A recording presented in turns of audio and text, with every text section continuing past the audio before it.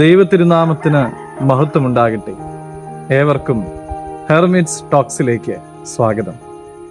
ഇത് ഹെർമിറ്റ്സ് ടോക്സിൻ്റെ 954 ദിവസം. ഇന്നത്തെ പ്രഭാത ചിന്ത എഫേസ്യർ 4 അധ്യായം 3 തിരുവചനമാണ്. ആത്മാവിൻ്റെ ഐക്യത സമാധാന ബന്ധത്തിൽ കാത്തുസൂക്ഷിക്കുവാൻ ശ്രമിക്കുകയും ചെയ്യുക. കുടുംബ ജീവിതത്തിലും സഭാജീവിതത്തിലും സമൂഹ ജീവിതത്തിലും ആത്മീയ മേഖലയിലുമൊക്കെ സമാധാനവും സന്തോഷവും അനുഭവിക്കണമെങ്കിൽ നമുക്ക് ഏറ്റവും ആവശ്യമുണ്ടായിരിക്കേണ്ട ഒന്നാണ് ആത്മാവിൻ്റെ ഐക്യത. ഇതൊരു വലിയ സമ്പത്താണ്. ഇത് സ്വായത്തമാക്കുവാനായിട്ട് നാം ഓരോരുത്തരും പരിശ്രമിക്കേണ്ടിയിരിക്കുന്നു.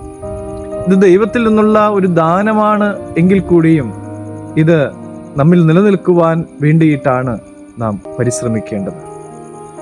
ഓരോ സംഗീതോപകരണങ്ങളും ഓരോരോ ശബ്ദങ്ങളാണ് പുറപ്പെടുവിക്കുന്നത്.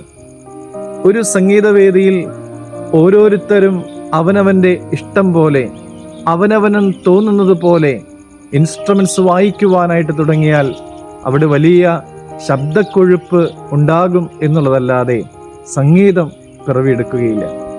എന്നാൽ എല്ലാവരും ഒരേ ലയത്തിൽ ആ ഇൻസ്ട്രുമെന്റ്സ് വായിക്കുകയാണ് എങ്കിൽ അവിടെ അത്ഭുതകരമായ സംഗീതം പിറവിയെടുക്കുന്നത് നമുക്ക് കാണുവാനായിട്ട് സാധിക്കും. ആത്മാവിൻ്റെ ഐക്യത കാത്തുസൂക്ഷിക്കുവാനായിട്ട് വിദ്വേഷമല്ല, സ്നേഹമാണ് വേണ്ടത്. അഭിപ്രായ വ്യത്യാസങ്ങളുണ്ടാകാം. അഭിപ്രായ വ്യത്യാസങ്ങൾക്കിടയിലും സമാധാനം കാത്തുസൂക്ഷിക്കുവാനായിട്ട് സാധിക്കുമ്പോഴാണ് ഈ ഐക്യതയിലേക്ക് വരുവാനായിട്ട് എനിക്കും നിങ്ങൾക്കുമൊക്കെ സാധിക്കുക. അതുകൊണ്ട് നമുക്കിങ്ങനെ പ്രാർത്ഥിക്കാം. കർത്താവേ, സഭയിലും സമൂഹത്തിലും കുടുംബത്തിലും ആത്മാവിൻ്റെ ഐക്യത കാത്തുസൂക്ഷിക്കുവാൻ തക്കവണ്ണം സമാധാന ബന്ധത്തിൽ എന്നെയും ആക്കി തീർക്കണമേ എന്ന്. പ്രിയമുള്ളവരെ, അതിനുള്ള ഭാഗ്യം നമുക്കുണ്ടാകട്ടെ. ദൈവം അനുഗ്രഹിക്കട്ടെ.